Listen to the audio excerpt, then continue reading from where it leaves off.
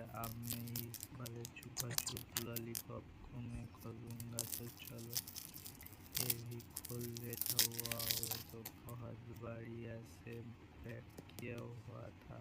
वाह, अब मैं इसको खोलूँगा, तो चलो ये भी खोल लेता हूँ। मैंने खोल दिया, ये भी येलो कलर का है। अब मैं इस वाले लॉलीपॉप को खोलता हूँ, ये शायद चॉकलेट से बना होगा। वाह, ये तो चॉकलेट और क्रीमी फ्लेवर में।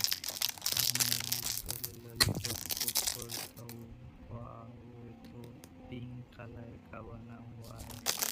अब मैं इसको खोलता हूँ, तो चलो ये भी खोल लेता हूँ। ये कैसा दिखता हो तो, और ये तो च्युइंगम जैसा नहीं है, ये इमोजी जैसा बना हुआ है।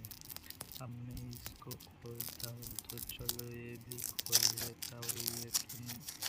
ये दोनों कलर में। वाह, ये तो बहुत अच्छा प्यारा सा कलर है। अब मैं इसको खोलता हूँ, ये खोलने में बहुत मज़ा आएगा, तो चलो ये भी खोल लेता हूँ। वाह, इसके अंदर भी जेली जैसा कुछ है, बहुत बढ़िया।